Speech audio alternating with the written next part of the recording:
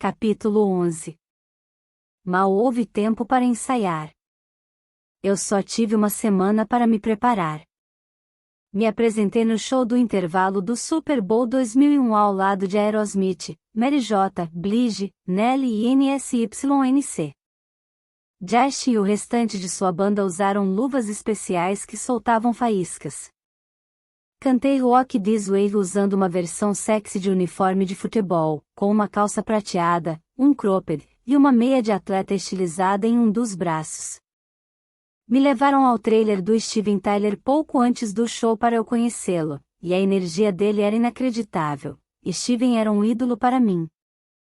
Quando o show terminou, o estádio foi iluminado com fogos de artifício.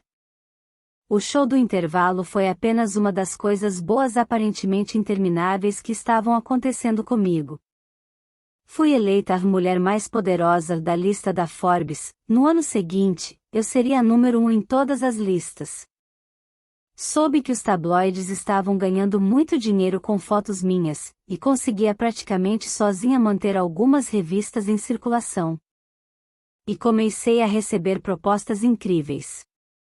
Em setembro de 2001, no MTV Video Music Awards, a ideia era que eu cantasse I'm a Slave 4U, e decidimos que eu usaria uma cobra como adereço. Tornou-se um momento icônico na história do VMA, mas foi ainda mais assustador do que parecia. Vi a cobra pela primeira vez quando a levaram para uma salinha nos fundos do Metropolitan Opera House, em Manhattan, onde faríamos o show. A garota que a entregou era ainda menor que eu, parecia tão jovem e tão pequena, com cabelos loiros. Eu não podia acreditar que eles não tinham um cara grande no comando. Me lembro de pensar, você está deixando a gente, duas baixinhas, lidar com essa cobra enorme. Mas lá estávamos nós, e não dava para voltar atrás. Ela levantou a cobra e a colocou sobre meus ombros e em volta de mim. Para ser sincera, me assustei um pouco. Aquela cobra era um animal enorme, amarelo e branco, enrugado, de aparência nojenta. Estava tudo bem porque a moça que tinha entregado para mim estava lá, além de um tratador de cobras e um monte de gente. Tudo mudou, porém, quando realmente tive que me apresentar no palco com a cobra. No palco, entro no modo performance, estou de figurino e não há mais ninguém ali além de mim. Mais uma vez a baixinha foi até mim e entregou aquela cobra enorme, e tudo o que eu sabia fazer era olhar para baixo, porque sentia que, se olhasse para cima e meu olhar encontrasse o da cobra, ela me mataria. Na minha cabeça, eu dizia, apenas se apresente, apenas use suas pernas e se apresente. Mas o que ninguém sabe é que enquanto eu estava cantando, a cobra veio com a cabeça bem perto de mim, bem perto do meu rosto, e começou a sibilar para mim. Você não viu essa cena na TV, mas na vida real? Eu estava pensando, é sério que essa porra está acontecendo agora? Essa cobra está colocando a merda da língua bem na minha cara. Agora. Finalmente chegou o momento de eu devolvê-la, graças a Deus. Na noite seguinte, no Madison Square Garden, em Nova York, poucos dias antes do 11 de setembro, cantei um dueto de The Way You Make Me Feel com Michael Jackson para celebrar o 30º aniversário da carreira solo dele. De salto alto, andei por todo o palco. O público foi à loucura. Houve um momento em que parecia que toda aquela multidão de 20.000 pessoas estava cantando junto com a gente. A Pepsi me contratou para fazer comerciais. Em The Joy of Pepsi, em tradução livre, a alegria de Pepsi. Eu começava como motorista de um caminhão de entregas e terminava fazendo uma grande apresentação de dança. Em Now and Then, em tradução livre, agora e antes. Usei roupas fofas de diferentes épocas. Para os anos 1980, me transformei em Robert Palmer para uma versão de Simple e Irresistível.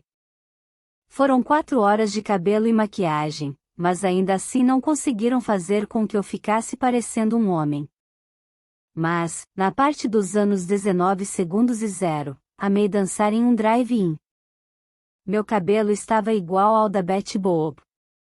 Depois de ter trabalhado em estilos tão diferentes, fiquei impressionada com a produção inteligente de todos esses comerciais.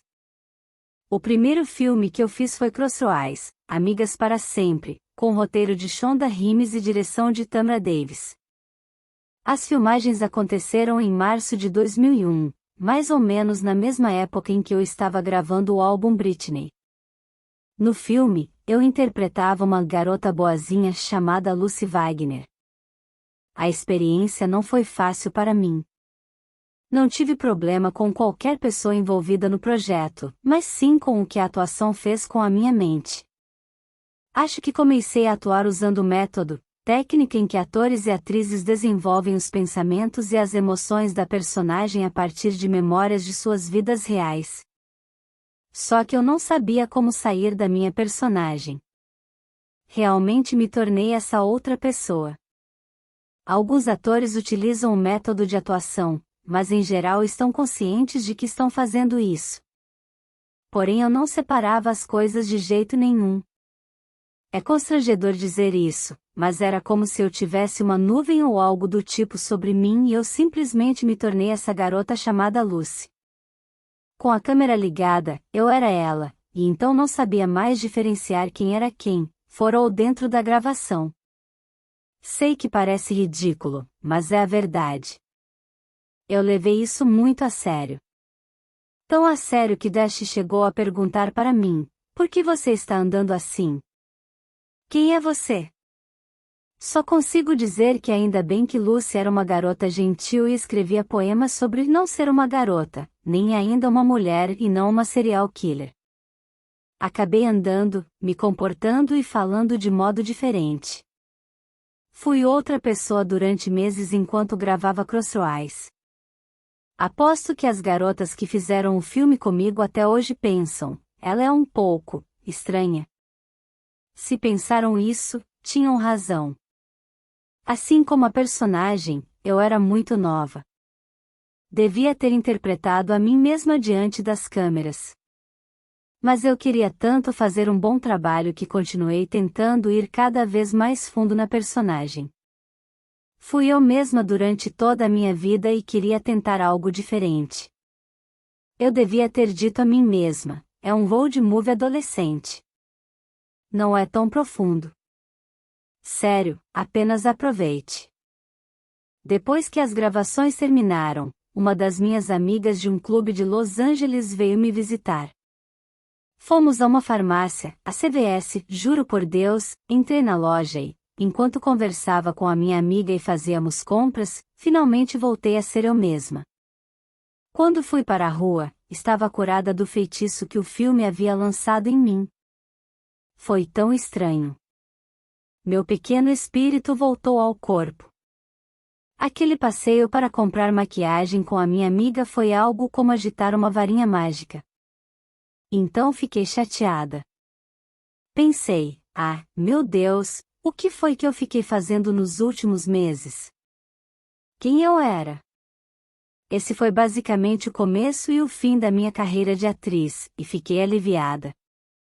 O pessoal do casting do filme Diário de uma Paixão ficou entre mim e Raquel MC Adams, e, mesmo que tivesse sido legal reencontrar Ryan Gosling depois da época de O Clube do Mickey, estou feliz por não ter feito. Se tivesse atuado nesse filme em vez de trabalhar no meu álbum In The Zone, eu ficaria agindo, dia e noite, como uma herdeira mimada da década de 1940. Tenho certeza de que grande parte desse problema aconteceu porque foi a minha primeira experiência como atriz. Imagino que existam atores e atrizes que já vivenciaram algo desse tipo e tiveram dificuldades para se desligar de um personagem. Mas eu acho que eles conseguiram manter o foco. Eu espero nunca mais chegar perto desse risco ocupacional de novo. Viver dessa forma, sendo metade você e metade um personagem fictício, é uma bagunça. Depois de um tempo, você não sabe mais o que é real. Capítulo 12. Quando penso naquela época, eu estava realmente vivendo um sonho, vivendo o meu sonho. Minhas turnês me levaram para o mundo todo. Um dos momentos mais felizes que vivi durante as turnês foi tocar no Rock in Rio 3, em janeiro de 2001. No Brasil, me senti livre, como uma criança em alguns aspectos, uma mulher e uma criança ao mesmo tempo. Eu me sentia corajosa àquela altura, cheia de pressa e ímpeto. À noite, meus dançarinos eram 8, 2 garotas e 6 homens. E eu fomos nadar sem roupa no mar, cantando e dançando e rindo juntos. Conversamos por horas sob a lua. Foi tão bonito. Exaustos, fomos para uma sauna, onde conversamos mais um pouco. Eu era capaz de cometer alguns pecados na época, nadar nua, ficar acordada conversando a noite toda, nada exagerado. Tinha gosto de rebelião e de liberdade, mas eu só estava me divertindo e agindo como uma jovem de 19 anos. A Dream We a Dream Tour, que aconteceu logo após meu álbum Britney ser lançado no outono de 2001, foi minha quarta turnê e uma das minhas favoritas. Todas as noites no palco, eu lutava contra uma versão espelhada de mim mesma, que parecia ser provavelmente uma metáfora para alguma coisa. Mas aquela performance com o espelho era para uma música apenas. Também havia voo. E uma barca egípcia. E uma selva. Lasers. Neve. Wade Robson dirigiu e coreografou, e dou um grande crédito às pessoas que fizeram isso. Achei que foi bem idealizado. Wade tinha esse conceito de o show refletir uma fase nova, mais madura da minha vida. O cenário e os figurinos foram escolhas muito inteligentes. Quando alguém sabia exatamente como me vestir, eu sempre ficava grata. Eles foram perspicazes quanto ao modo de me apresentarem como uma estrela, e sei que devo isso a eles. A maneira como me retrataram demonstrou que me respeitavam como artista. As mentes por trás da turnê foram brilhantes. Foi de longe minha melhor turnê. Foi o que todos nós esperávamos. Eu havia trabalhado tanto para chegar a esse ponto. Tinha feito apresentações em shoppings antes de Baby ser lançado, então foi a primeira vez que pude ver muitas pessoas na plateia. Eu me lembro de me sentir tipo uau, agora eu sou alguém. Depois, a turnê de Oops. Foi um pouco maior, então. Quando fiz a Dream We a Dream Tour, tudo foi mágico.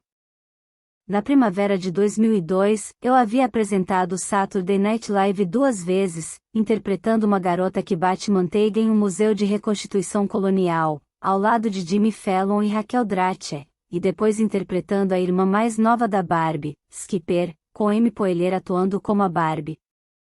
Fui a pessoa mais jovem a apresentar e ser a convidada musical no mesmo episódio. Naquela época, me perguntaram se eu gostaria de participar de um musical. Eu não tinha certeza se queria atuar novamente depois de Crossroads, Amigas para Sempre, mas fiquei tentada por esse. Era Chicago. Os executivos envolvidos na produção foram até onde eu faria um show e me perguntaram se eu queria fazer o filme. Eu havia recusado 3 ou 4 filmes porque estava vivendo meu momento com o palco, fazendo shows. Não queria que nada me distraísse da música. Eu estava feliz. Mas agora olho para trás e penso que, como se tratava de Chicago, eu deveria ter aceitado o papel. Eu tinha poder naquela época, queria tê-lo usado de modo mais ponderado, queria ter sido mais rebelde. Teria sido divertido fazer Chicago. São vários tipos de dança, todas as minhas favoritas, afetadas, femininas, estilo Pussycat Dolls, passos para despir-se do espartilho. Eu queria ter aceitado a proposta. Eu poderia ter interpretado uma vilã que mata um homem, e dançaria e cantaria enquanto fizesse isso. Eu provavelmente teria encontrado maneiras, teria treinado, para não me tornar uma personagem de Chicago da mesma forma que tinha feito com Lucy em Crossroads. Queria ter tentado fazer algo diferente. Se ao menos eu tivesse sido corajosa o bastante para sair da minha zona de conforto, feito mais coisas que não estivessem ligadas apenas ao que eu sabia. Mas eu estava comprometida a não criar problemas e a não reclamar mesmo quando algo me chateava. Na minha vida pessoal, eu estava tão feliz. Justin e eu morávamos juntos em Orlando. Compartilhávamos uma linda e arejada casa de 2 andares coberta por telhas e uma piscina nos fundos. Embora nós dois estivéssemos trabalhando muito, arranjávamos tempo para ficar juntos sempre que podíamos. Eu sempre voltava a cada poucos meses, assim Justin e eu podíamos ficar juntos por 2 semanas, às vezes até por 2 meses. Aquele era o nosso lar. Certa semana, quando Jamie Lynn ainda era pequena, minha família foi nos visitar. Nós todos fomos à loja de brinquedos Falchivards que ficava no Shopping Point Orlando. Eles fecharam a loja inteira para nós. Minha irmã ganhou um conversível miniatura cujas portas funcionavam de verdade. Era um misto de carro de verdade e kart. De alguma forma, nós o levamos para Kentwood e ela dirigiu o carro por toda a vizinhança até não poder mais. Aquela criança naquele carro era diferente de qualquer outra coisa. Essa adorável menininha, dirigindo uma Mercedes vermelha em miniatura. Era a coisa mais fofinha que você poderia ver na vida. Eu juro por Deus, era inacreditável. É assim que todos nós éramos com Jamie Lynn. You see it, you like it, you want it, you got it. Em tradução livre, você vê, você gosta, você quer, você consegue. Ponto. A meu ver, o mundo dela era a música 7 Rins da Ariana Grande se tornando realidade. Quando eu era criança, não tínhamos dinheiro.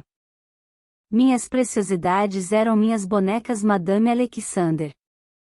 Havia dezenas delas para escolher. As pálpebras abriam e fechavam e todas elas tinham nomes.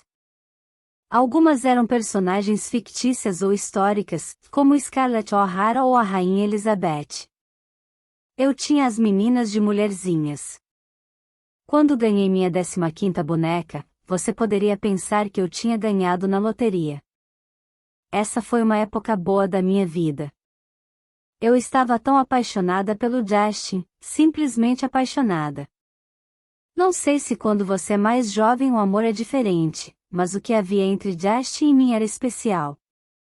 Ele não precisava dizer nada nem fazer nada para que eu me sentisse próxima a ele. No Sul, as mães gostam de juntar as crianças e dizer: olha, hoje nós vamos para a igreja e vamos todos com roupas de cores iguais. Foi isso que fiz quando Justin e eu participamos do American Music Awards de 2001, que co-apresentei com a LL Cool J. Ainda não consigo acreditar que Justin ia usar jeans, então disse a ele: devíamos ir combinando. Vamos de jeans com jeans. No começo, sinceramente, achei que era piada. Não imaginava que meu estilista iria mesmo fazer isso e nunca pensei que Justin toparia isso. Mas os dois embarcaram nessa comigo. O estilista trouxe o traje jeans do Justin, com um chapéu jeans para combinar com a jaqueta jeans e a calça jeans. Quando ele vestiu a roupa, pensei: uau, eu acho que a gente vai mesmo fazer isso. Justin e eu sempre íamos a eventos juntos. A gente se divertiu muito participando do Teen Choice Awards, e com frequência usávamos roupas com cores coordenadas. Mas com o jeans nós arrasamos. Naquela noite, meu espartilho estava tão apertado debaixo do vestido jeans que eu quase não aguentei. Eu sei que foi cafona, mas também foi muito legal a seu modo, e sempre fico feliz quando fazem paródias desse look no Halloween. Ouvi Justin ser criticado por conta do look. Em um podcast no qual o estavam provocando por causa disso, ele disse: você faz muitas coisas quando é jovem e está apaixonado. E é exatamente isso. Estávamos eufóricos, e aquelas roupas refletiam isso. Durante o nosso relacionamento, eu soube que Justin tinha me traído algumas vezes. Principalmente porque estava tão apaixonada e amando, deixei pra lá, mesmo quando os tabloides pareciam determinados a esfregar isso na minha cara. Quando o NSYNC foi para Londres em 2000, fotógrafos o flagraram com uma das garotas do All Saints em um carro. Mas eu nunca disse nada a respeito. Naquela época, a gente só estava junto fazia um ano. Numa outra vez, estávamos em Vegas e um dos meus dançarinos que passava bastante tempo com ele me contou que Dash apontou o dedo para uma garota, comentando: "Cara, peguei essa ontem à noite." Não quero dizer de quem ele estava falando porque hoje em dia ela é muito famosa e agora está casada e tem filhos. Não quero que ela se sinta mal. Meu amigo ficou chocado e acreditou que Dash só tinha dito isso porque estava chapado e querendo se gabar. Havia rumores sobre ele e várias dançarinas e groupies. Eu deixei tudo isso pra lá, mas estava claro que ele dormia com outras pessoas. Era uma daquelas coisas que você sabe, mas simplesmente não diz nada. Então eu fiz a mesma coisa. Não aconteceu várias vezes, aconteceu apenas uma vez, com Wade Robson. Nós saímos uma noite e fomos a um bar espanhol. Dançamos muito. E fiquei com ele naquela noite. Fui leal ao Dash por anos, só tinha olhos para ele, com essa única exceção, e admiti para Dash o que havia acontecido. Aquela noite ficou marcada como algo que acontece quando você é jovem igual a gente era, e Dash e eu superamos isso e continuamos juntos. Pensei que ficaríamos juntos para sempre. Eu esperava que ficássemos. A certa altura, quando estávamos namorando, engravidei do Dash. Foi uma surpresa, mas, para mim, não foi uma tragédia. Eu amava tanto Dash. Sempre esperei que tivéssemos uma família juntos um dia. Isso só teria acontecido muito antes do que eu havia imaginado. Além disso, já estava feito. Mas Justin definitivamente não ficou feliz com a gravidez. Disse que não estávamos prontos para um bebê na nossa vida, que éramos jovens demais. Eu conseguia entender. Digo, eu entendia um pouco. Se ele não queria se tornar pai, eu não sentia que tinha muita escolha. Não queria forçá-lo a fazer algo que ele não queria. Nosso relacionamento era importante demais para mim. E tenho certeza de que as pessoas vão me odiar por isso, mas concordei em não ter o bebê.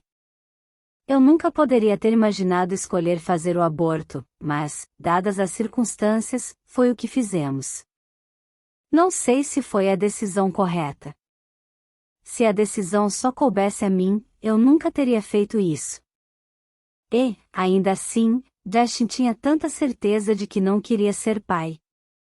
Também tomamos uma decisão que, em retrospecto, na minha opinião, acabou sendo um erro. Eu não deveria ir a um médico ou a um hospital para fazer o aborto.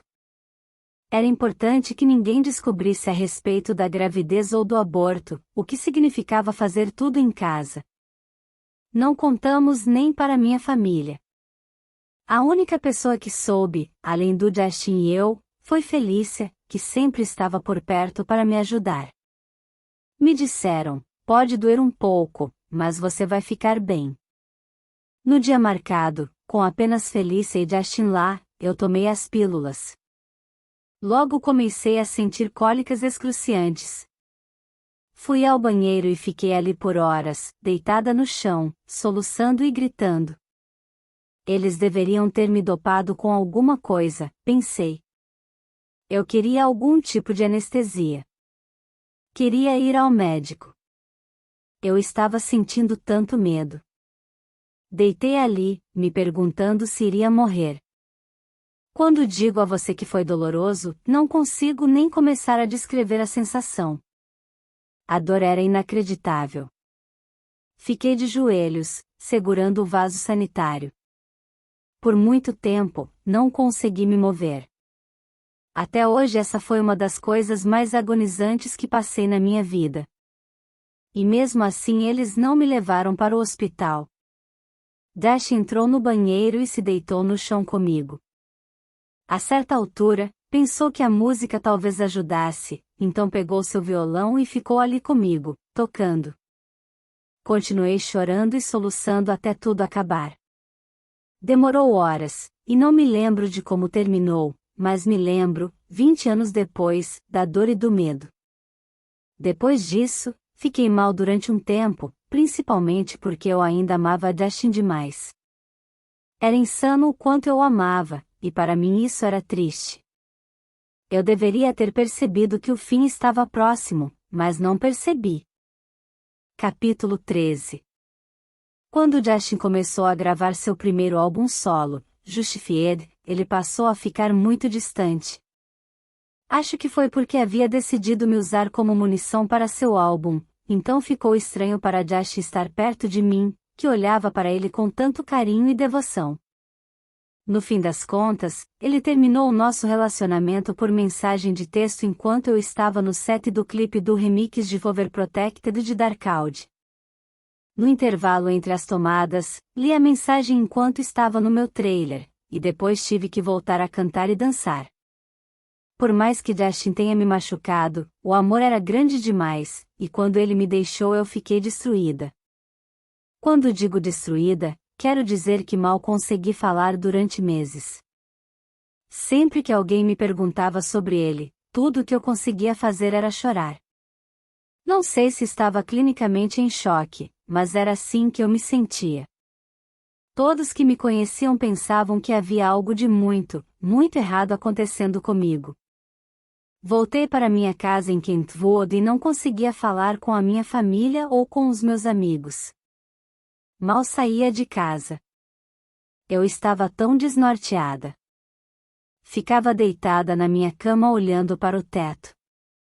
Justin viajou até a Louisiana para me visitar. Ele levou consigo uma longa carta que havia escrito e emoldurado. Eu ainda a tenho debaixo da minha cama. No final, dizia: só de pensar nisso sinto vontade de chorar, não consigo respirar sem você. Essas foram as últimas palavras da carta. Ao ler isso, pensei: droga. Ele é um baita escritor. Porque foi exatamente assim que me senti. Parecia que eu estava quase sufocando, como se não conseguisse respirar depois de tudo o que tinha acontecido. Fato é que, mesmo depois de tê-lo visto e de ter lido a carta, ainda não havia saído do transe em que estava. Ele fez tudo isso, foi até lá me ver, e eu ainda não conseguia falar, com ele ou com qualquer outra pessoa. Capítulo 14.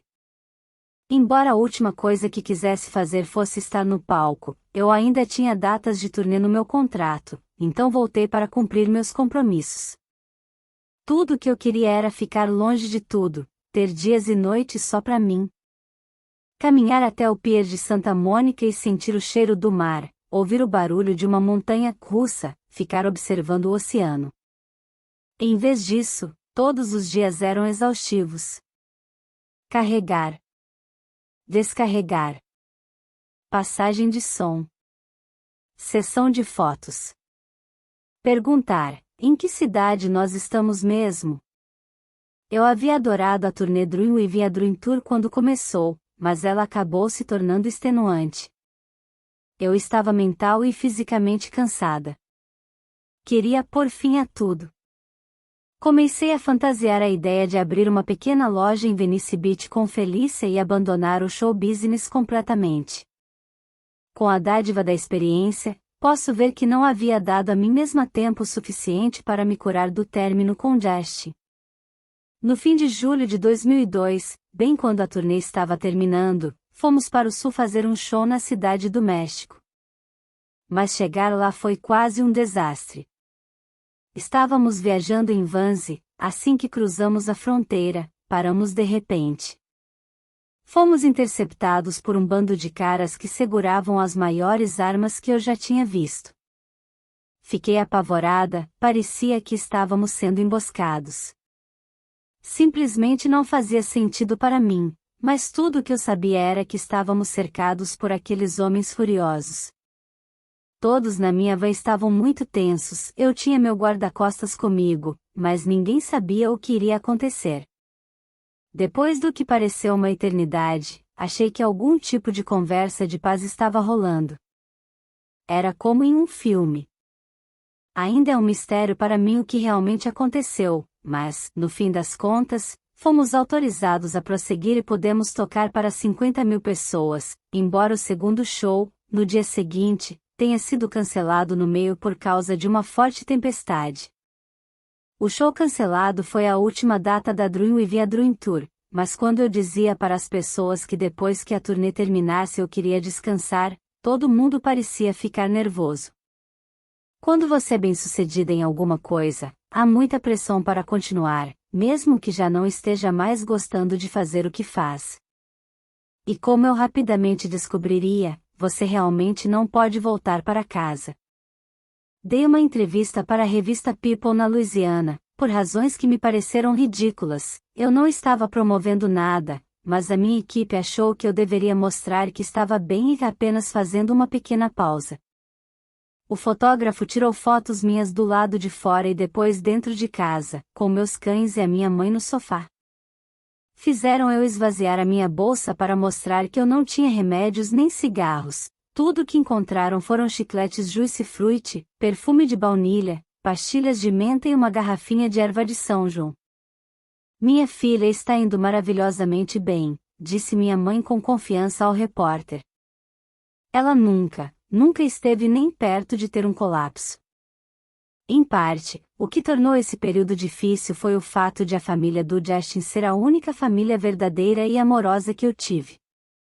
Nas férias, a única família que eu visitava era a dele. Eu conhecia sua avó e seu avô e os amava muito. Para mim, eles eram minha casa. Minha mãe ia nos visitar de vez em quando, mas não era por causa dela que eu ia para casa, jamais. Minha mãe estava tentando se recuperar do divórcio com meu pai, que ela finalmente havia conseguido, depressiva e se automedicando, mal conseguia se levantar do sofá. Ninguém sabia do paradeiro do meu pai. E minha irmãzinha, bem, quando digo a você que ela era uma completa vadia, não estou exagerando. Sempre fui a abelha operária. Enquanto fazia meu trabalho na estrada com Felícia, não prestei muita atenção ao que estava acontecendo em Kentwood. Mas quando voltei para casa, vi como as coisas tinham mudado.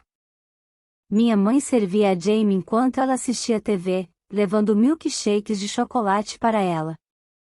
Ficou claro que aquela garota dominava o pedaço.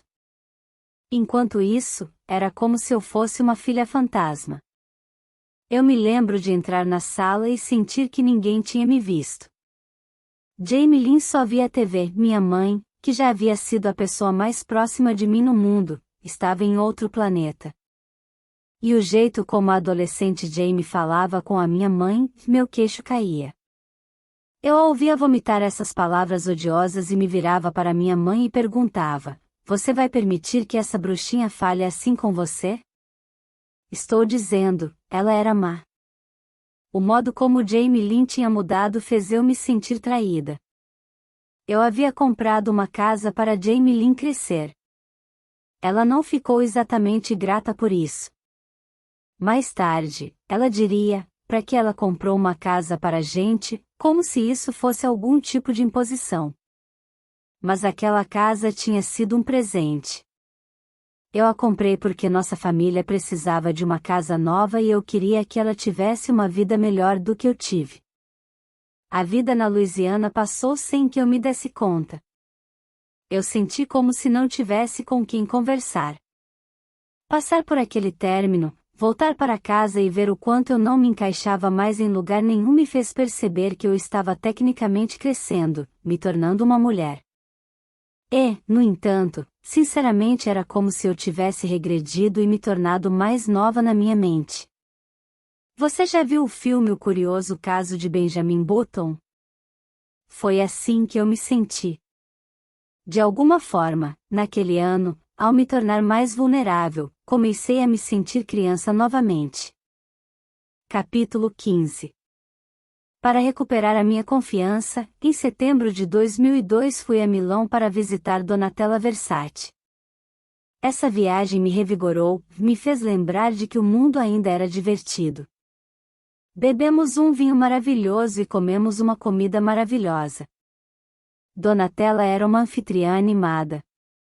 Eu esperava que as coisas mudassem um pouco a partir daquele momento. Ela havia me convidado para ir à Itália assistir a um de seus desfiles. Donatella me vestiu com um lindo vestido nude com aplicações nas cores do arco-íris. Era para eu cantar, mas a verdade é que eu não estava com vontade, então, depois de eu ter posado um pouquinho para fotos, Donatella me disse que poderíamos ir com calma. Ela tocou o cover que eu havia gravado de We Love Rock and Roll, da Joan Jett, dei um oi para as modelos e foi isso. Então chegou a hora da festa. Donatella é conhecida por suas festas luxuosas, e aquela não foi exceção. Eu me lembro de ver o Lenny Kravitz lá, todas essas pessoas descoladas. Ir àquela festa foi realmente a primeira coisa que fiz para me expor um pouco depois do rompimento com Dashin sozinha, inocente. Durante a festa, eu reparei em um cara e me lembro de que o achei muito gato. Ele parecia ser brasileiro, cabelos escuros, bonito, fumando um baseado, o típico bad boy. Ele era diferente dos típicos atores de Los Angeles que eu já tinha conhecido, parecia mais um homem de verdade, o tipo de homem com quem você só passa uma noite. Ele era apenas sexo.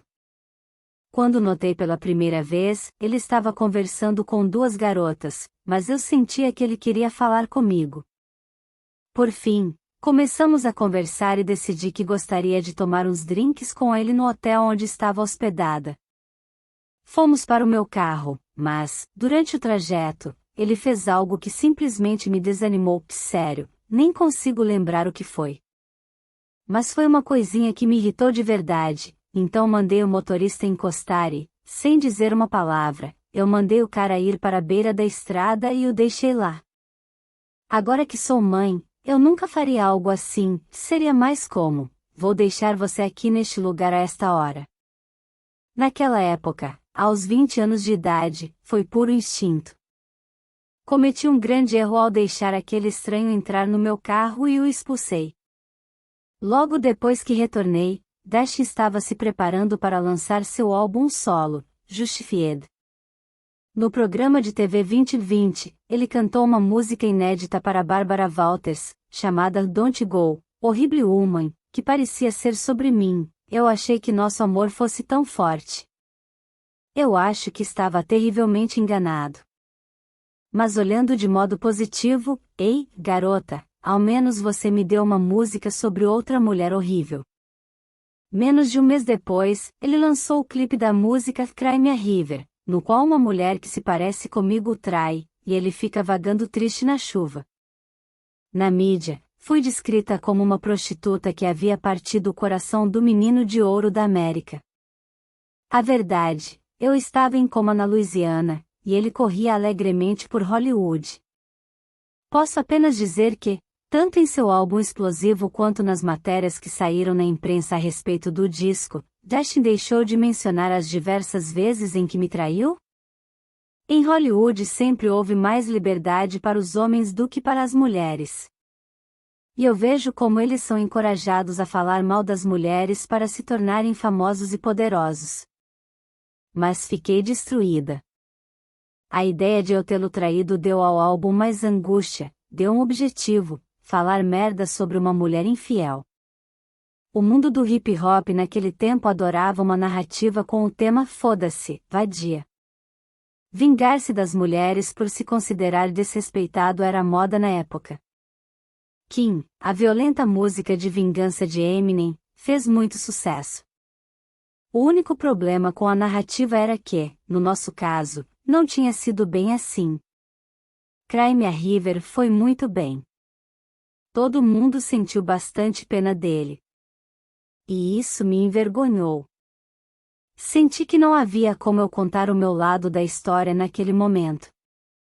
Eu não poderia explicar porque sabia que ninguém ficaria do meu lado, já que Dashin havia convencido o mundo com sua versão.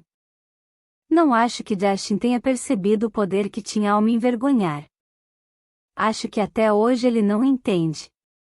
Depois que Cry Me a River foi lançada, aonde quer que fosse, eu era vaiada. Eu ia a clubes e ouvia Um dia, eu fui a um jogo dos Lakers com a minha irmãzinha e um dos amigos do meu irmão, e o lugar todo, a arena toda, me vaiou. Dashin disse para todo mundo que nós tivemos um relacionamento sexual, o que fez algumas pessoas me retratarem não apenas como uma vagabunda traidora, mas também como uma mentirosa e hipócrita. Dado que eu tinha tantos fãs adolescentes, meus empresários e o pessoal da imprensa durante muito tempo tentaram me apresentar como uma virgem eterna, não importava que Justin e eu morávamos juntos, e eu fazia sexo desde os 14 anos. Fiquei furiosa por ele ter me exposto como sexualmente ativa? Não. Para ser honesta com você, eu gostei que Justin tenha feito isso. Porque os meus empresários se esforçaram tanto para alegar que eu era algum tipo de jovem virgem mesmo aos 20 anos de idade? Era da conta de quem se eu tinha transado ou não? Eu gostei quando Oprah me disse no programa dela que a minha vida sexual não era da conta de ninguém, e que, quando o assunto era virgindade, você não precisa fazer uma declaração ao mundo se mudar de ideia. Sim. Quando era adolescente, vivi aquele papel porque todo mundo estava dando bastante importância a isso. Mas, se você pensar a respeito, foi muito estúpido as pessoas descreverem o meu corpo daquele jeito, apontarem para mim e dizerem, olha, uma virgem. Isso não é da conta de ninguém. E tirou todo o meu foco como cantora e artista. Eu tinha trabalhado tanto nas minhas músicas e apresentações. Mas alguns repórteres só conseguiam pensar em perguntar para mim se os meus seios eram ou naturais não, eles eram, na verdade, ou se o meu ímã estava intacto ou não. O modo como Justin admitiu para todo mundo que tivemos um relacionamento sexual quebrou o gelo e fez com que eu nunca tivesse que declarar que não era mais virgem. Ele falar sobre termos transado nunca me incomodou, e eu o defendi de quem o criticava por fazer isso. Isso é tão rude, as pessoas comentavam sobre ele falando de mim sexualmente. Mas eu gostei. O que eu ouvi dizer foi, ela é uma mulher. Não, ela não é virgem. Cale a boca. Quando era criança, sempre tive um peso na consciência, muita vergonha e a sensação de que a minha família pensava que eu simplesmente era má. A tristeza e a solidão que me atingiam pareciam de algum modo serem culpa minha, como se eu merecesse infelicidade e má sorte. Eu sabia a verdade sobre o nosso relacionamento, e não era em nada parecida com a forma pela qual estava sendo retratada, mas ainda imaginava que, se estava sofrendo, eu devia ter merecido. Ao longo dos anos, com certeza fiz coisas ruins. Eu acredito em karma. Então quando coisas ruins acontecem, imagino que seja apenas a lei do karma trocando umas ideias comigo. Eu sempre fui perturbadoramente empática. O que as pessoas estão sentindo em Nebraska eu consigo subconscientemente sentir, mesmo estando a milhares de quilômetros distante. Às vezes, o período menstrual das mulheres fica sincronizado. Sinto que as minhas emoções estão sempre sincronizadas com as emoções das pessoas ao meu redor. Não sei que palavra hippie você quer usar, consciência cósmica, intuição, conexão psíquica. O que eu sei é que, com absoluta certeza, posso sentir a energia de outras pessoas. Não posso fazer nada além de aceitar. A esta altura, você pode estar dizendo para si mesmo, meu Deus, ela vai realmente falar disso, dessa coisa New Age? Apenas por mais um minuto. A questão é que eu era tão sensitiva, e era tão jovem, e ainda estava me recuperando do aborto e do término, não consegui lidar bem com as coisas. Dashin descreveu nosso tempo juntos me retratando como a vilã, e acreditei nisso, e desde então me senti como se estivesse sob alguma espécie de maldição. E, no entanto, também comecei a acreditar que, se isso fosse verdade, se eu tivesse tanto karma ruim assim, caberia a mim, como uma adulta, como uma mulher, reverter a minha sorte, trazer boa sorte para mim mesma. Eu não aguentava mais, então fugi para o Arizona com uma amiga. Acontece que aquela amiga namorava o melhor amigo do Justin, e todos nós tínhamos terminado na mesma época, então decidimos fazer uma viagem para fugir de tudo isso. A gente se encontrou e decidiu deixar tudo para trás. Por conta do que aconteceu com ela, minha amiga também estava com o coração partido, e nós conversamos bastante, não apenas sobre a tristeza e a solidão que sentíamos, e fiquei grata por sua amizade. O céu estava repleto de estrelas enquanto dirigíamos rápido pelo deserto em um conversível com a capota abaixada, o vento soprando em nossos cabelos, sem música tocando, apenas o som da noite passando por nós. Ao observarmos a estrada que se estendia diante de nós, um sentimento estranho tomou conta de mim. Por muito tempo, eu fazia tudo tão rapidamente, como se eu não conseguisse recuperar o fôlego. Naquele momento, senti algo diferente em mim, uma beleza profunda, sobrenatural e humilde. Olhei para minha amiga, pensando se deveria comentar algo. Mas o que eu poderia dizer? Você acredita em aliens? Então permaneci em silêncio e sentada com esse sentimento por um longo tempo. Do nada, escutei a voz dela junto ao vento. Você sentiu isso? Disse minha amiga. Ela olhou para mim. O que é isso? Seja lá o que fosse, ela também tinha sentido. Eu peguei a mão dela e a segurei com força. O poeta Rumi afirma que uma ferida é o lugar por onde a luz adentra você. Eu sempre acreditei nisso. Naquela noite no Arizona, nós sentimos o que precisávamos sentir naquele momento. Éramos espiritualmente muito abertas e tão ignorantes.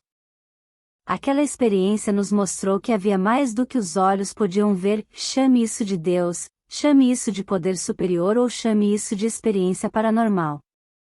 Seja o que for, foi real o bastante a ponto de podermos vivenciar isso juntas. Enquanto estava acontecendo, não quis comentar com a minha amiga porque eu estava com vergonha. Estava com receio de ela pensar que eu tinha enlouquecido. Foram tantas as vezes em que tive medo de falar porque temia que alguém achasse que eu estava louca. Mas aprendi a lição agora, da maneira mais difícil. Você precisa falar o que sente, mesmo que isso assuste. Você precisa contar a sua história. Você precisa elevar a sua voz. Ainda havia muito a descobrir naquela noite, quando eu me sentia perdida e senti Deus no deserto. Mas eu sabia que não permitiria que a escuridão me consumisse. Mesmo na noite mais escura, você ainda pode encontrar muita luz. Capítulo 16. Dash acabou dormindo com 6 ou 7 garotas nas semanas seguintes ao nosso término oficial, ou foi o que me contaram. Ei, eu entendo, ele era o Justin Timberlake. Era a primeira vez que estava solteiro. Ele era o sonho de qualquer garota. Eu estava apaixonada por ele. Entendi a fascinação que as pessoas tinham por ele. Decidi, já que Dash estava ficando com outras pessoas, eu também deveria tentar. Fazia um tempo que eu não saía com ninguém, pois estava me recuperando do término e em turnê. Naquele inverno, vi um cara que achei um gato, e um amigo meu que era promotor de uma casa noturna disse que eu tinha bom gosto. Aquele cara é muito legal, disse meu amigo. O nome dele é Colin Farrell e ele está gravando um filme agora. Bem, falando em coragem, entrei no meu carro e dirigi até o set onde estava sendo gravado o filme de ação dele, SWAT, Comando Especial. Quem eu achava que era? Não havia seguranças nem nada, então fui direto até o estúdio, onde estavam construindo uma parte do cenário em uma casa. Quando o diretor me viu, falou, venha sentar aqui na minha cadeira. Ok, respondi. Me sentei na cadeira e fiquei vendo as gravações. Colin se aproximou e disse, você tem alguma orientação a respeito do que eu devo fazer aqui? Ele estava me convidando para dirigi-lo. Nós acabamos lutando durante 2 semanas. Luta é a única palavra em que consigo pensar para definir o que tivemos. A gente ficou grudado, se pegando com tanta paixão que parecia que estávamos em uma luta livre. Durante o tempo divertido que passamos juntos, ele me levou à premiere de um thriller sobre espionagem que tinha feito com Al Pacino, chamado Novato. Fiquei muito lisonjeada por ele ter me convidado. Usei a parte de cima de um baby doll. Achei que havia escolhido uma blusa de verdade, já que tinha pequenas taxinhas, mas eu vejo as fotos e penso, sim, eu definitivamente usei a blusa de um baby doll para ir à premiere do Colin Farrell. Eu estava super empolgada por participar do evento. A família inteira do Colin estava lá, e eles foram muito atenciosos comigo. Como havia feito antes, quando me sentia muito ligada a um homem, tentava me convencer de todas as maneiras de que não era nada demais, de que estávamos apenas nos divertindo e, nesse caso, eu estava vulnerável porque ainda não tinha superado Josh. Mas, por um breve momento, realmente achei que poderia existir algo ali. As decepções na minha vida amorosa não foram os únicos motivos para eu ter ficado isolada. Eu me sentia muito estranha o tempo todo. Tentei ser sociável. Natalie Portman, que eu conhecia desde quando éramos garotinhas no circuito teatral de Nova York, e eu demos uma festa de ano novo juntas. Mas isso exigiu um tremendo esforço. Na maior parte dos dias, eu não conseguia sequer ligar para uma amiga. A ideia de sair e ser corajosa nos palcos ou em baladas, e mesmo em festas ou em jantares, me aterrorizava. Era raro eu me sentir alegre por estar rodeada de pessoas. Eu tinha uma séria ansiedade social na maior parte do tempo. A ansiedade social faz com que uma conversa, algo que parece completamente normal para a maioria das pessoas, seja motivo de sofrimento para você. Estar perto de pessoas, principalmente em uma festa ou em qualquer outra situação em que seja esperado que se porte bem, provoca uma onda de constrangimento. Eu tinha medo de ser julgada ou de dizer algo estúpido. Quando esse sentimento surge, quero ficar sozinha. Sinto medo e só penso em pedir licença para ir ao banheiro e em seguida sair de fininho. Eu oscilava entre ser bastante sociável e ficar inacreditavelmente isolada. Ouvia constantemente que parecia ser muito confiante. Era difícil para qualquer pessoa imaginar que alguém que era capaz de se apresentar para milhares de pessoas em um momento podia, nos bastidores, com apenas uma ou duas pessoas, ser dominada pelo pânico. A ansiedade é estranha desse jeito.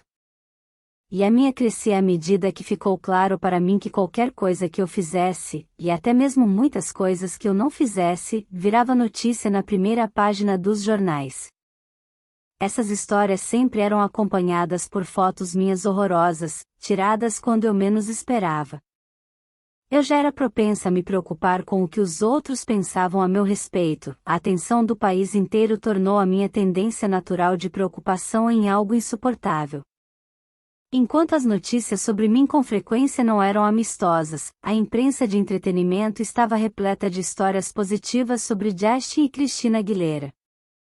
Justin saiu na capa da Rolling Stone semi-nu. Christina foi capa da revista Blender, vestida como uma madame do Velho Oeste.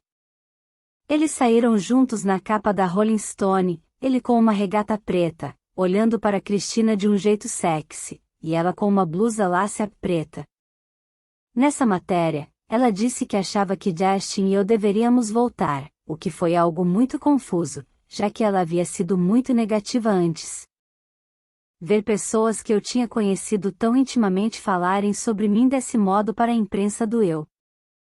Mesmo que não estivessem tentando ser cruéis, parecia que estavam simplesmente cutucando a ferida. Porque era tão fácil para todos se esquecerem de que eu era um ser humano, vulnerável o suficiente para que essas declarações me machucassem. Desejando desaparecer, acabei morando em Nova York sozinha por meses, em um apartamento de 4 andares onde a Cher já havia morado, e no Ro. O imóvel tinha pé direito alto, terraço com vista para o Empire State Building e uma lareira muito mais chique que a que tínhamos na sala da nossa casa em Kentwood. Teria sido o apartamento perfeito para eu chamar de lar e assim poder conhecer mais a cidade, porém eu dificilmente saía de lá. Em uma das únicas vezes que fiz isso, um homem que estava atrás de mim no elevador disse algo que me fez rir, eu me virei para ver quem era, Robin Williams. Em determinado momento, percebi que de alguma forma havia perdido a chave do apartamento. Eu era, indiscutivelmente, a maior estrela da Terra e não tinha nem a chave do meu próprio apartamento. Que idiota de merda!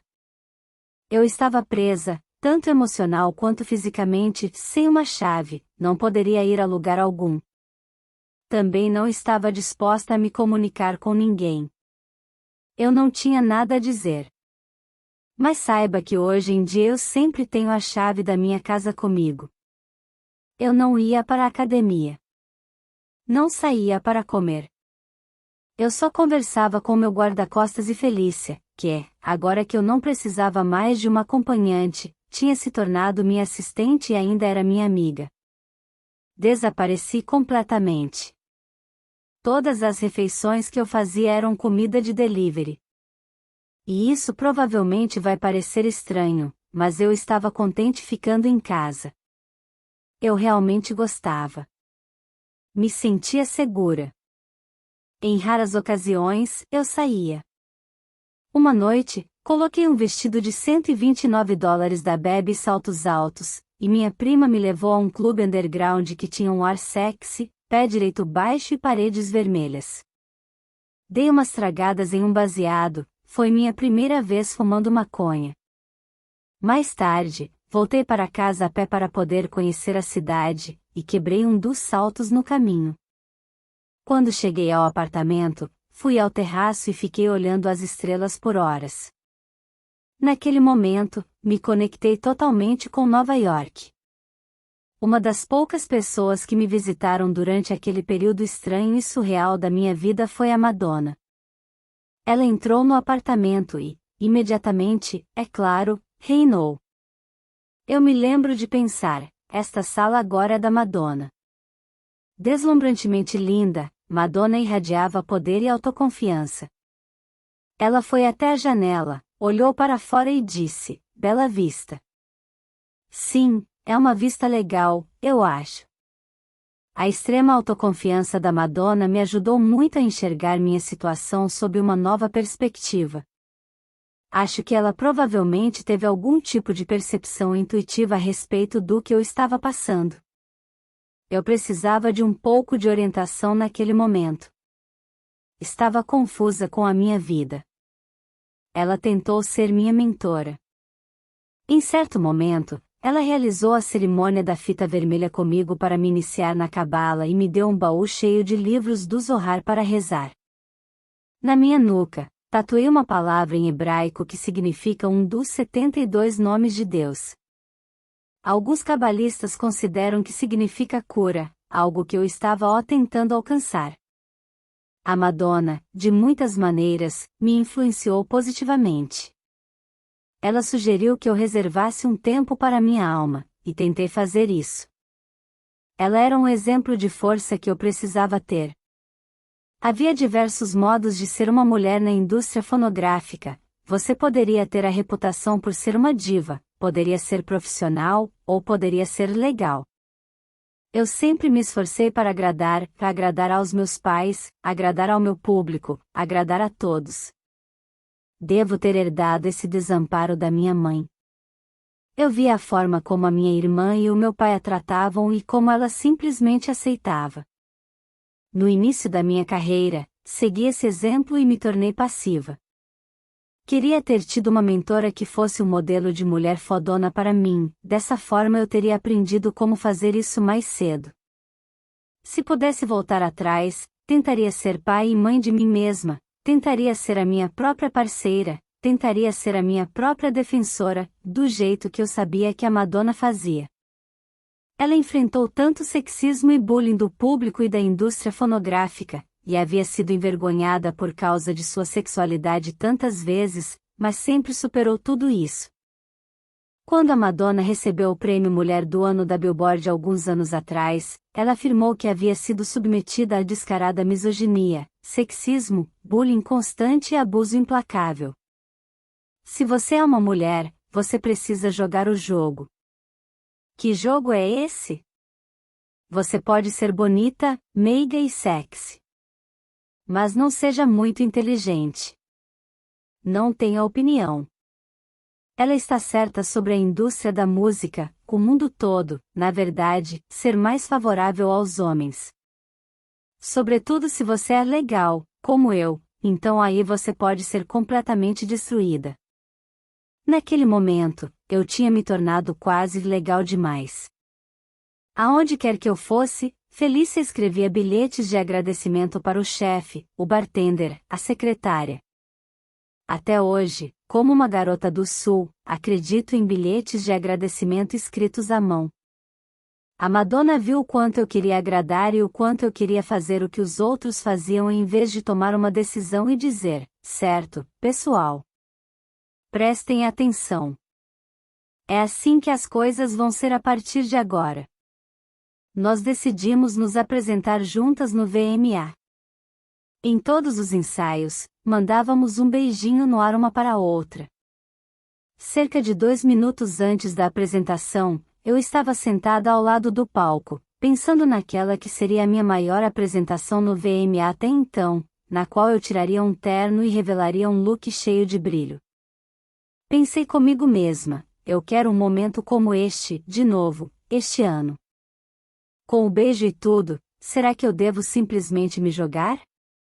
Muito se falou daquele beijo. A Oprah perguntou para Madonna a respeito. O beijo foi encarado como um acontecimento de grande impacto na cultura, a Britney beijando a Madonna. E rendeu muita atenção para a gente. Enquanto ensaiávamos para o VMA, eu também tive a ideia para uma parceria. No Culver City Studio, minha equipe e eu estávamos sentados em cadeiras dobráveis prateadas, falando sobre a gravadora não estar empolgada com a minha nova música, Me Against the Music, que eu amava. Eu tinha acabado de gravar I'm a Slave 4U, do meu último álbum, e Belry Weiss, que dirigia minha gravadora, queria mais músicas como aquela. Mas continuei insistindo em Me Against the Music, bastante. E se a gente tivesse um feat? Com ela, sugeri. Uma música pode se tornar um sucesso estrondoso quando algo pontual propicia isso. Pensei que, se pudéssemos encontrar alguém para um feat. Nessa música, poderíamos elaborar uma história em torno disso. Quem você quer que faça o feat? Com você, meu empresário perguntou. Ela, respondi, apontando para a Madonna do outro lado da sala. Vamos chamá-la para participar. Puta merda, ele replicou. Sim, isso vai dar certo. Em vez de abordarmos a equipe da Madonna, decidimos que eu a convidaria pessoalmente. Fui até a Madonna. Vamos conversar, falei. Eu expliquei a ela quão divertido seria se ela topasse cantar a música comigo e o quanto eu acreditava que poderíamos ajudar uma a outra, seria algo que beneficiaria nós duas. Ela concordou. Me Against the Music ainda é uma de minhas músicas favoritas, e parte do que a torna tão memorável é a parceria com a Madonna. No primeiro dia de gravação do clipe, gravação esta que deveria levar de 2 a 3 dias, nos informaram que o terno branco da Madonna estava com uma parte descosturada, e teriam que chamar uma costureira para consertá-lo, o que atrasou o início das gravações. Eu acabei tendo que ficar horas sentada no meu camarim esperando que o terno fosse consertado.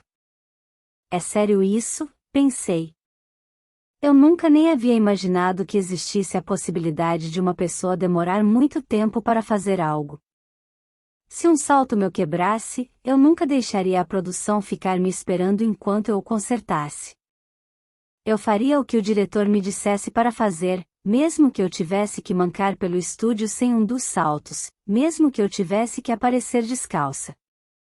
Durante a filmagem, Fiquei impressionada com a determinação da Madonna em não abrir mão de suas convicções. Ela mantinha o foco em si mesma. Uma colaboração com a Madonna significava acompanhar suas ideias e seguir seu ritmo durante dias. Foi uma lição importante para mim, uma lição que levaria muito tempo para eu assimilar. Ela exigia poder, e assim o obtinha. A Madonna era o centro das atenções porque essa era a condição dela para ir aonde quer que fosse. Ela construiu aquela vida para si mesma. Eu esperava encontrar maneiras de fazer o mesmo, preservando características da garota legal que havia em mim. Capítulo 17. Eu estava feliz com meu novo álbum, In The Zone. Me Against the Music, feat. Com a Madonna, foi o primeiro single do álbum. O single seguinte foi Toxic, pelo qual ganhei um Grammy. Toxic foi uma música inovadora e também um enorme sucesso, e ainda é uma das que eu mais gosto de cantar. Para promover o álbum, eu e uma equipe da MTV andamos por Nova York uma noite para filmar um especial chamado In The Zone e Out All Night. Nós percorremos a cidade toda para irmos a 3 casas noturnas, Show, Splash e Avalon. Foi eletrizante ver um monte de gente dançando as músicas novas. Como aconteceu repetidas vezes na minha carreira, meus fãs me fizeram lembrar do porquê eu faço o que faço. Mas, então, um dia, ouvi uma batida na minha porta. Quando abri, 4 homens simplesmente entraram e passaram por mim, eu não reconheci 3 deles. Nunca tinha visto aqueles rostos na vida. O 4º homem era meu pai. Eles me fizeram sentar no sofá, o mesmo que até hoje tenho no meu quarto. Imediatamente, começaram a me bombardear com perguntas, perguntas e mais perguntas. Eu fiquei muda, não estava disposta a falar com ninguém. Não tinha nada a dizer. No dia seguinte, recebi uma ligação da minha equipe, informando que eu falaria com Diane Sawyer, e naquele mesmo sofá. Por causa do que havia acontecido com Josh e de tudo pelo que passei, eu sentia que não era mais capaz de me comunicar com o mundo. Eu tinha uma nuvem escura sobre a minha cabeça, estava traumatizada. Com frequência me isolava no meu apartamento, agora eu estava sendo obrigada a falar com Diane Sawyer nele e chorar na frente do país inteiro. Foi totalmente humilhante. Não me disseram com antecedência quais seriam as perguntas, e todas foram constrangedoras. Eu estava vulnerável demais naquele momento, sensível demais, para conceder esse tipo de entrevista. Ela perguntou coisas do tipo: ele tem aparecido na televisão e tem falado que você partiu o coração dele.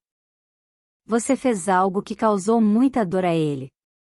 Muito sofrimento. O que você fez? Eu não queria compartilhar nada da minha vida particular com o mundo. Eu não tinha que dar à imprensa detalhes sobre o término do meu relacionamento. Não deveria ter sido forçada a falar em rede nacional, ter sido forçada a chorar na frente daquela estranha, uma mulher que estava incansavelmente me cercando, fazendo uma pergunta cruel atrás da outra.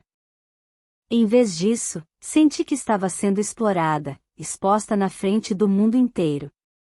Aquela entrevista foi um ponto de ruptura para mim internamente. Um botão foi acionado. Senti algo obscuro tomar conta do meu corpo. Eu me senti transformando, quase como um lobisomem, em uma pessoa má.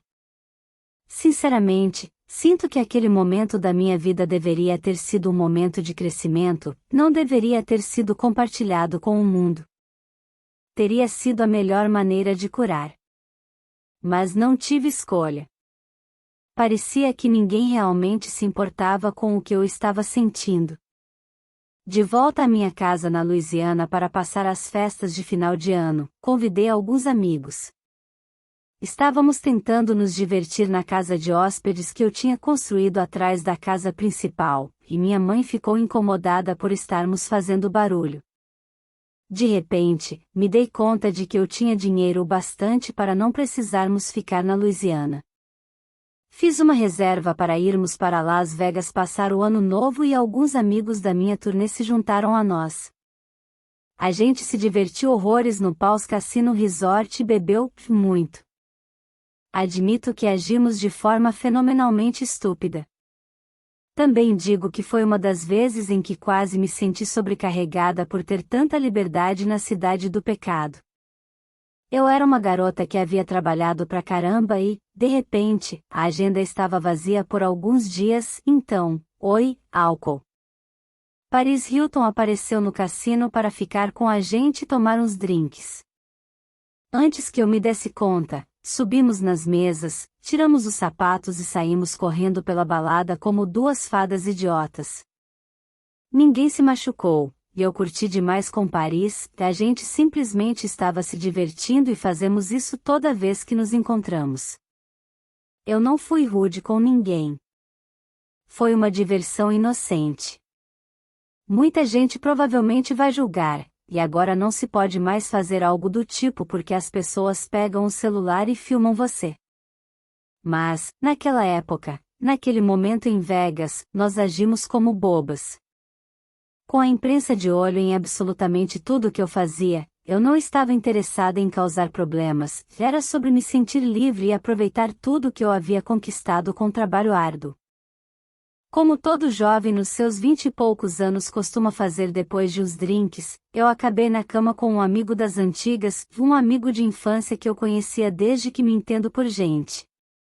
Na nossa terceira noite juntos, ele e eu ficamos completamente bêbados. Não me lembro daquela noite de jeito nenhum, mas, do que eu consigo recordar, ficamos no quarto do hotel, acordados até tarde assistindo filmes, O Sorriso de Mona Lisa e O Massacre da Serra Elétrica, e tivemos a brilhante ideia de ir até a Little Whitechapel às 3 horas da manhã. Quando chegamos lá, outro casal estava se casando, então tivemos de esperar. Sim, ficamos esperando na fila para nos casar. As pessoas me perguntaram se eu amava. Vou ser bem clara, ele e eu não estávamos apaixonados.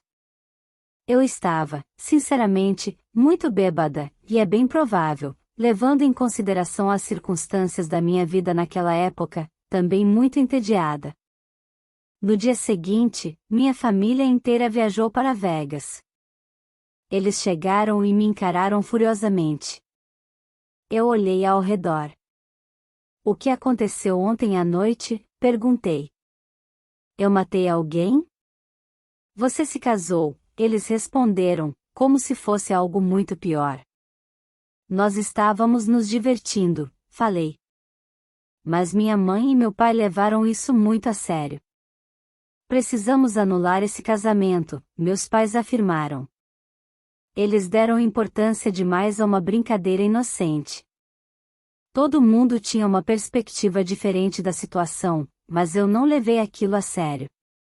Achei que um casamento bobo em Vegas era algo que as pessoas faziam de brincadeira. Então minha família viajou até lá e agiu como se eu tivesse começado a Terceira Guerra Mundial. Só chorei no restante do tempo que passei em Vegas. Sou culpada, falei. Sinto muito. Eu não deveria ter me casado. Nós assinamos todos os documentos que eles nos disseram para assinar. O casamento durou horas. Achei estranho eles terem se envolvido tão rapidamente com tanta determinação, sem que eu tivesse tempo de ao menos me arrepender do que havia feito. Eu não queria começar uma família com aquele cara ou ficar com ele para sempre, não era nada disso. E, no entanto, o que aconteceu foi que meus pais me interrogaram tanto a respeito disso que uma parte de mim quase disse: "Ei, talvez eu queira mesmo me casar." Todo jovem sabe como é querer se rebelar contra sua família, especialmente quando os pais são controladores. Agora entendo que estava tendo uma reação muito humana. Eles me pressionaram de modo curioso em relação a uma coisa que eu julgava inofensiva, e, de qualquer modo, isso era problema meu. Na verdade, a minha família foi tão contra o casamento que comecei a pensar que talvez eu tivesse acidentalmente feito algo brilhante. Porque percebi, eu estar sob o controle deles e não ter uma conexão forte com outra pessoa havia se tornado uma coisa muito, muito importante para eles. O que foi que eu fiz para vocês? Pensei. Por que alguém na minha vida seria uma ameaça tão grande? Talvez valha a pena mencionar que, àquela altura, eu estava ajudando meus pais financeiramente. Todo mundo me perguntava: o que você vai fazer daqui para frente?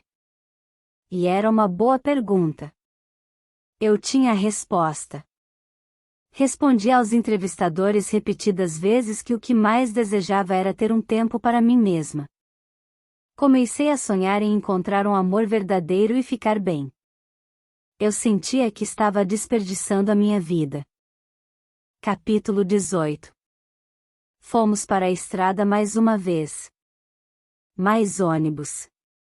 Mais cabideiros repletos de figurinos. Mais longos ensaios. Mais passos e repetições. Aquela já era uma das fases mais sombrias da minha vida, e a vibe daquela turnê também era sombria, muito suor, cenografia e iluminação sombrias. A turnê também marcou uma mudança no relacionamento com meu irmão, Brian. Agora trabalhando na minha equipe, Brian era muito bem pago, assim como eu, pela Onyx Hotel Tour. Ele também fechou um grande contrato para mim com a Elizabeth Arden. Mas ainda assim foi difícil para mim não ficar um pouco ressentida enquanto eu estava fazendo uma turnê inacreditavelmente cansativa, e Brian estava em Los Angeles e em Nova York curtindo a vida. Perdi o contato com meu irmão naqueles anos. Então, de muitas maneiras, senti que havia perdido Justin e Brian ao mesmo tempo. A turnê parecia tão deprimente. Em Moline, Illinois, eu machuquei feio o joelho perto do fim do show. Já tinha sofrido uma lesão enquanto ensaiava para o clipe de Sometimes, música do meu primeiro álbum. Em Moline foi muito mais grave, eu chorei histericamente. Com essa lesão, só precisei remarcar 2 datas, mas, na minha mente, eu já tinha começado a encerrá-la. Eu estava ansiando por um pouco de leveza e alegria na minha vida. Então Kevin Federline estava me abraçando. É disso que eu me lembro bem. Nós nos conhecemos em um lugar chamado Joseph Café, em Hollywood, aonde eu costumava ir e me sentar numa mesa nos fundos. Imediatamente, desde o momento em que o vi, houve uma conexão entre nós, algo que fez com que eu sentisse que poderia escapar de tudo que era difícil na minha vida. Naquela noite em que nos encontramos pela primeira vez, ele me abraçou, e quero dizer me agarrou, em uma piscina por horas. Era assim que ele era para mim, firme, forte, um conforto. Lembro que íamos nadar, e ele apenas me abraçava na água e não me soltava até quando eu quisesse, não importava quanto tempo levasse. Era muito mais que algo sexual. Não era sobre desejo. Era intimidade. Ele me abraçava pelo tempo que eu quisesse ser abraçada. Alguém já tinha feito isso por mim antes? Se aconteceu, não conseguia me lembrar quando. E havia algo melhor que isso. Depois do que tinha passado com Jota, fazia muito tempo que não ficava com alguém de verdade. Enquanto isso, a imprensa continuava sugerindo homens famosos com quem eu deveria sair, realeza, CEOR, modelos. Como eu poderia explicar que só queria ser abraçada durante 1 hora por um homem dentro de uma piscina? Eu sinto que muitas mulheres, e isso definitivamente é verdade em relação a mim, podem ser tão fortes quanto desejarem, podem desempenhar esse papel poderoso e, no fim do dia, depois de termos feito nosso trabalho, ganhado nosso dinheiro e cuidado de todos, queremos alguém que nos abrace forte e diga que vai ficar tudo bem. Desculpe. Sei que sou retrógrado. Mas acho que é um impulso humano. Queremos nos sentir seguras. Queremos nos sentir seguras, vivas e sexys ao mesmo tempo. E foi isso que o Kevin fez por mim. Então eu me agarrei a ele como se não houvesse amanhã. No começo, meu relacionamento com Kevin era divertido. Kevin gostou de mim do jeito que eu era. Sendo uma mulher que havia passado tanto tempo tentando corresponder às expectativas da sociedade, estar com um homem que permitia que eu fosse exatamente quem eu era pareceu um presente. Kevin tinha uma imagem de bad boy.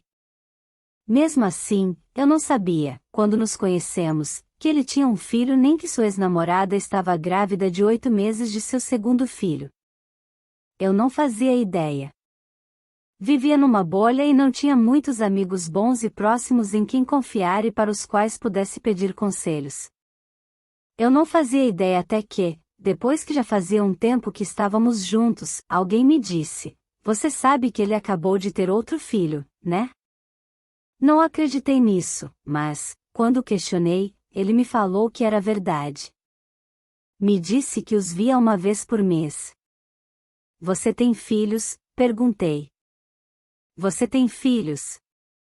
"Não um filho, você tem 2 filhos?" Eu obviamente tinha sido humilhada por causa de um número. Eu não fazia ideia. Na primavera de 2004, eu precisei voltar para cumprir as datas contratuais, mesmo que não estivesse a fim de fazer isso. Achei que seria mais suportável se Kevin pudesse ir comigo, e ele concordou em ir. A gente se divertiu muito juntos naquela turnê, ele ajudou a me manter distraída do trabalho, algo que parecia tão desafiador quanto sempre tinha sido. Depois dos shows, eu não precisava voltar para o meu quarto do hotel sozinha. Quando estávamos viajando de volta para casa, estávamos conversando, e eu o pedi em casamento. Kevin disse não e depois ele me pediu em casamento. Filmamos diários da turnê juntos.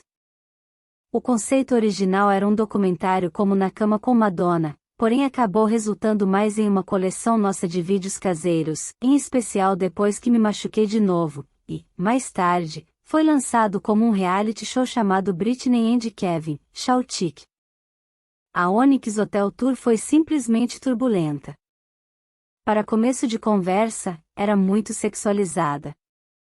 Dash havia me humilhado publicamente, então a minha réplica no palco seguiu um pouco por esse caminho também. Mas foi absolutamente horrível. Odiei isso na época. Na verdade, eu odiei toda aquela turnê estúpida, odiei tanto que rezava toda noite. Dizia: "Deus, apenas faça meu braço quebrar. Faça minha perna quebrar. Você pode fazer alguma coisa quebrar?" E então, no dia 8 de junho de 2004, ainda com 2 meses de shows pela frente, eu caí outra vez no set enquanto gravava o clipe de Voltragious, machucando meu joelho de novo, e precisei passar por uma cirurgia. As datas restantes da turnê foram canceladas. Eu me recordo do quanto sofri fazendo fisioterapia para o meu joelho quando era adolescente. Havia sido excruciante. Eu tinha que mover as pernas para cima e para baixo, mesmo que estivesse sentindo uma dor indescritível. Então, quando os médicos ofereceram um analgésico chamado oxicodona, aceitei. Não queria sentir aquele nível de dor novamente. Apenas fui para o meu apartamento em Manhattan, deitei na minha cama de princesa e, se qualquer pessoa, de amigos, família, pessoas relacionadas à música, quisesse falar comigo durante essa fase, eu dizia: "Me deixem em paz. Não, eu não quero fazer nada nem quero ver ninguém." E definitivamente não queria voltar para a turnê por um tempo se pudesse evitar. Em parte isso se devia ao fato de que eu acreditava ter conquistado o direito de tomar as minhas próprias decisões na minha vida pessoal depois de uma agenda exaustiva de trabalho.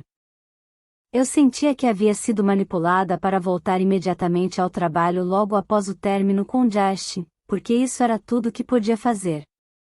A Onyx Tour foi um erro. Mas, na minha cabeça, achei que eu deveria apenas fazer o que eu tinha que fazer: trabalhar. Agora percebo que eu deveria ter parado e tirado um tempo para superar o término com Justin antes de retomar a turnê. A indústria musical é muito exigente e implacável. Com frequência, você visita uma cidade diferente todos os dias. Não há consistência.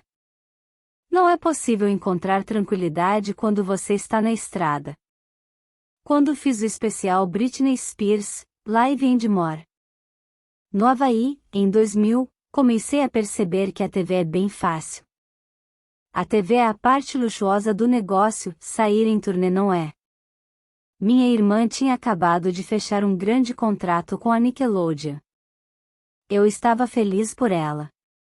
Vê-la decorando as falas e fazendo testes de figurino me fez lembrar de que eu teria amado ter um trabalho que fosse mais parecido com o aconchegante mundo da televisão infantil. Eu gostava de pensar em um clube do Mickey e de me lembrar de como tudo parecia simples naquela época. Achei que Kevin me daria a estabilidade que eu tanto desejava, e a liberdade também. Poucas pessoas ficaram felizes por Kevin e eu. Quer eu gostasse ou não, eu era uma das maiores estrelas do mundo naquela época. Ele tinha uma vida mais privada. Eu tive que proteger nosso relacionamento de todos. Kevin e eu nos casamos naquele outono. Realizamos uma cerimônia surpresa em setembro, mas os advogados precisaram de mais tempo para terminar o acordo pré-nupcial, então a assinatura dos papéis só aconteceu algumas semanas depois. A revista People fez as fotos do casamento. Usei um vestido tomara que caia branco, e as damas de honra, vestidos vinho. Após a cerimônia, coloquei um moletom rosa com os dizeres Senhora Federline e todo mundo vestiu agasalhos da Juice também, porque depois fomos a uma casa noturna dançar a noite toda. Agora que eu tinha me casado e pensava em começar uma família, decidi começar a dizer não a coisas que não pareciam certas, como a Onyx Tour. Rompi com meus empresários. Postei uma carta para os meus fãs no meu site, na qual disse a eles que daria um tempo para curtir minha vida. Na verdade, eu aprendi a dizer não, escrevi, e estava falando sério.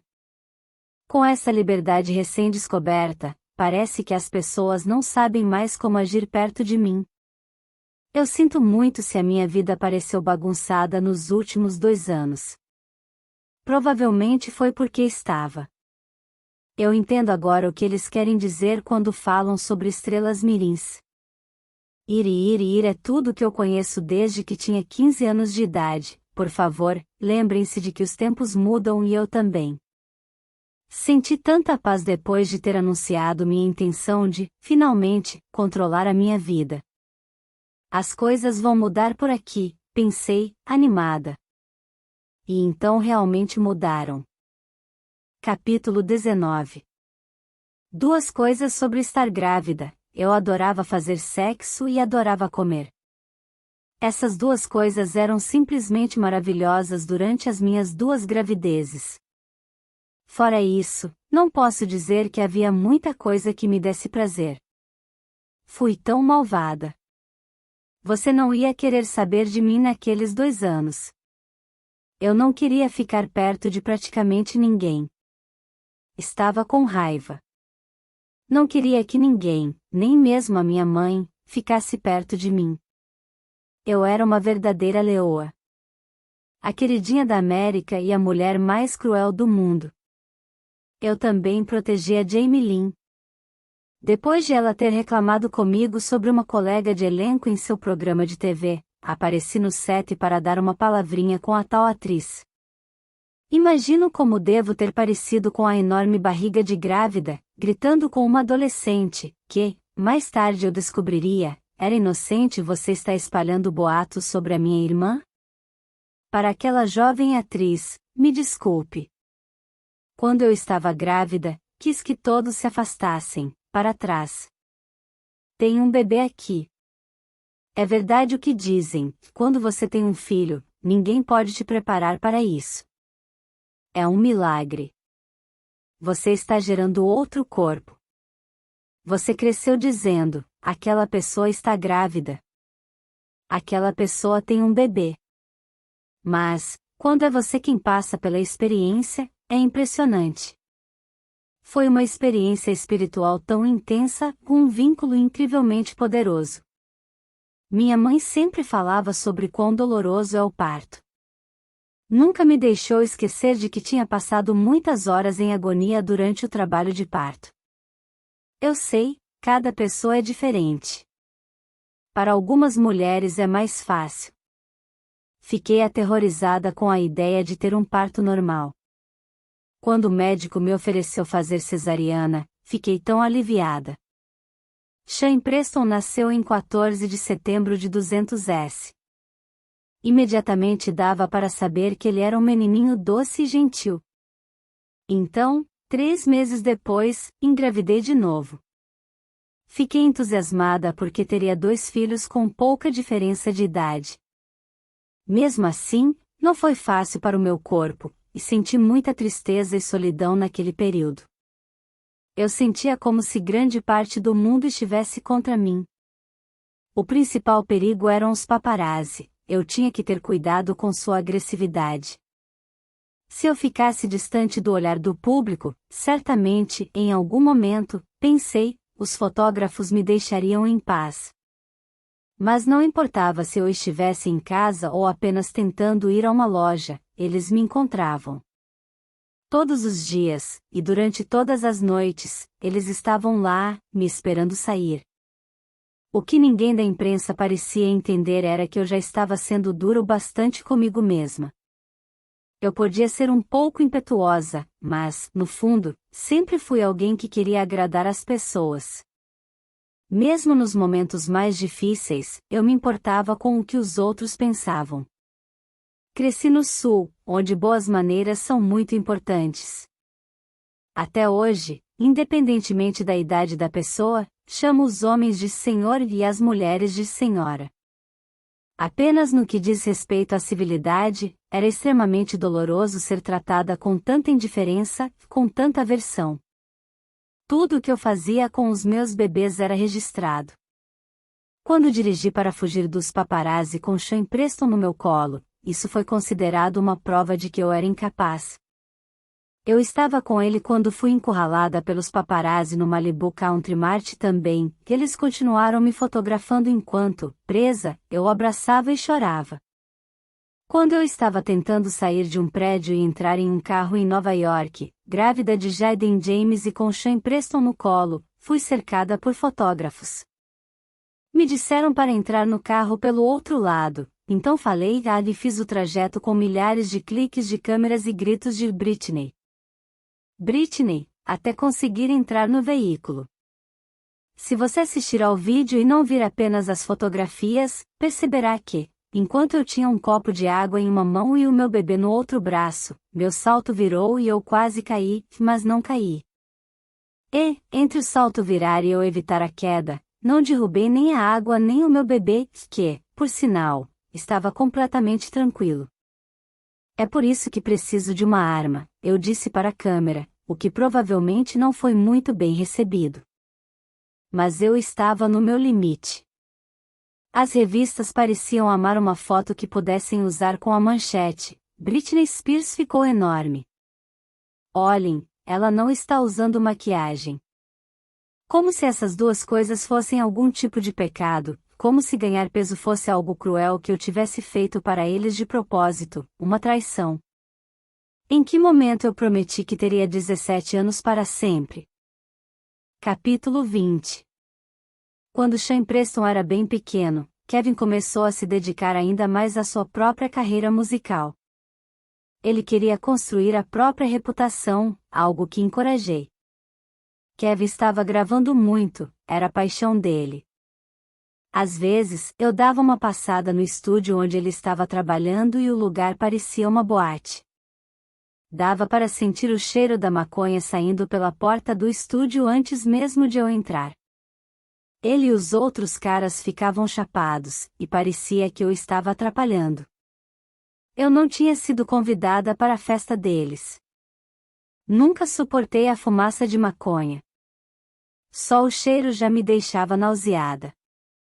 E eu tinha um bebê e estava grávida, então não podia ficar saindo por aí o dia todo. Então, na maior parte do tempo, eu ficava em casa. E isso não era nenhum grande sacrifício. Eu tinha uma casa linda, uma casa dos sonhos. Nós contratávamos um chefe incrível, um muito caro para contratar sempre.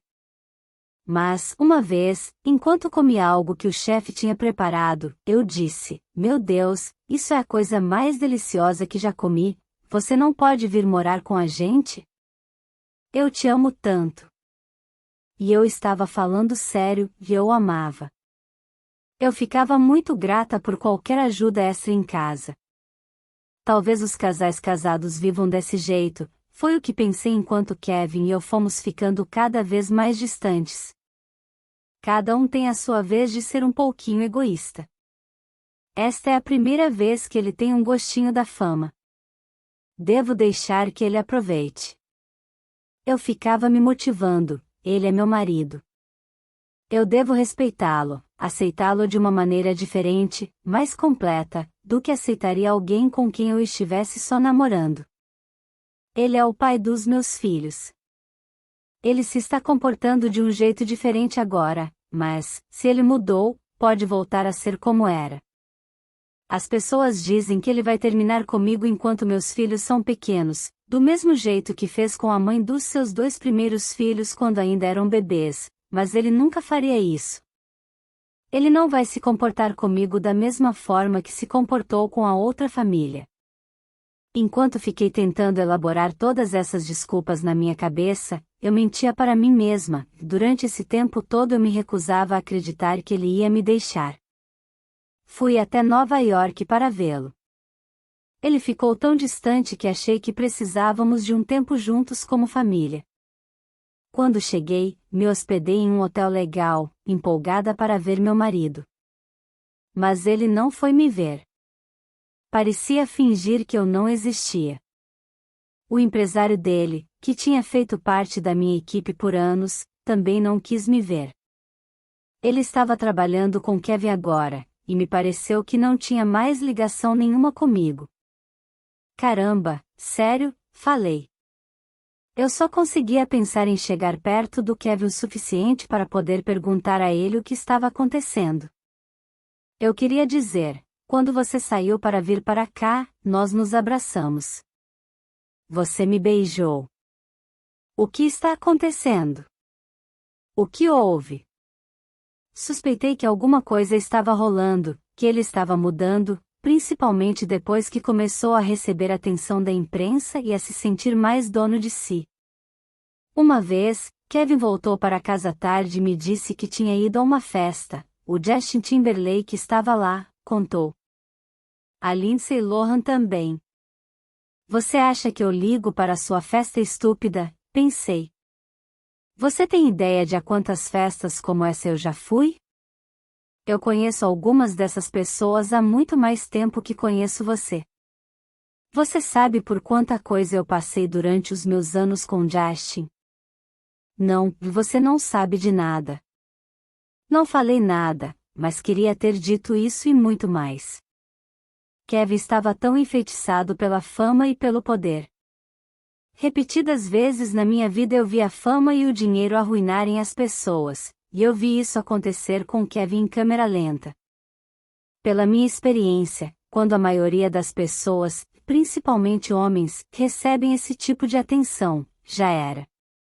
Elas amam demais isso. E não é bom para elas. Algumas celebridades lidam bem com a fama. Elas têm perspectiva. Elas se divertem sendo admiradas, mas não se divertem demais. Sabem de quem ouvir opiniões e de quem devem ignorar. Receber prêmios e troféus é legal, e, no começo, aqueles 2 primeiros anos quando você se torna uma celebridade, bem, é uma sensação que não dá para explicar. Acho que algumas pessoas são ótimas sendo famosas. Eu não sou. Nos meus primeiros 2 ou 3 anos eu era boa nisso, e estava tudo bem, mas o meu verdadeiro eu? Na escola, eu era jogadora de basquete. Não fui líder de torcida, não queria chamar muita atenção. Eu jogava bola. Era isso que eu adorava fazer. Mas a fama? Esse mundo não é real, meus amigos. Não. É real. Você continua nele porque, claro, ele vai pagar as contas da família e tudo mais. Só que, para mim, faltava uma essência de vida real. Acho que foi por isso que tive os meus filhos. Então ganhar prêmios e todas essas coisas de fama? Eu gostava demais. Mas, para mim, não há nada duradouro nisso. O que eu amo é ver o suor no chão durante os ensaios, ou apenas jogar bola e fazer uma cesta. Eu gosto do trabalho. Gosto de praticar. Isso tem mais autenticidade e valor que qualquer outra coisa. Eu na verdade invejo as pessoas que sabem usar a fama a seu favor, porque eu me escondo dela. Fico muito tímida. Por exemplo, a Jennifer Lopez, desde o começo, me pareceu alguém que sabe se sair bem sendo famosa, satisfazendo o interesse que as pessoas tinham nela, porém colocando limites nisso. Ela sempre se comportou bem. Sempre se portou com dignidade. Kevin não sabia como fazer nada disso. Eu confesso, também não sou boa nisso. Sou uma pessoa nervosa. À medida que envelheço, tenho fugido da maior parte dos holofotes, talvez porque eu tenha me machucado muito. Naquela difícil viagem para Nova York, eu deveria ter percebido que o meu casamento havia acabado, no entanto, eu ainda pensava que poderia ser salvo. Mais tarde, Kevin foi para outro estúdio, em Las Vegas. E lá fui eu atrás dele, esperando poder falar com ele. Quando o encontrei, Kevin havia raspado a cabeça. Estava se preparando para fazer a foto da capa do álbum. Ficou o tempo todo no estúdio. Realmente achava que era um rapper agora. Abençoado seja, porque ele levou tudo muito a sério. Então apareci em Las Vegas com Sean Preston no colo e grávida de Jaden James, solidária à situação do Kevin. Ele estava tentando construir algo para si mesmo, e todo mundo parecia duvidar dele. Eu sabia como era isso. É assustador você se arriscar assim. Você realmente precisa acreditar em si mesmo quando o mundo faz com que você se questione se é capaz. Mas eu também sentia que o Kevin deveria aparecer mais em casa e passar mais tempo comigo. Nossa pequena família era tudo para mim. Carreguei os filhos dele por muito tempo e havia feito muitos sacrifícios. Eu tinha praticamente abandonado a minha carreira. Eu havia feito tudo para tornar a nossa vida possível. Deixei Sean Preston no hotel com uma babá e apareci no set de gravação do clipe. Outra vez, me disseram que ele não queria me ver. Posteriormente, ele falou que isso não era verdade, que nunca teria feito isso.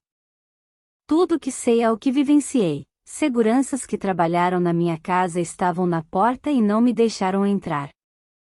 Parecia que todo mundo naquele set me evitava. Espiei por uma janela e vi um monte de gente festejando. O set havia sido transformado em uma boate. Kevin e os outros atores fumavam maconha e pareciam felizes. Fiquei fora de mim.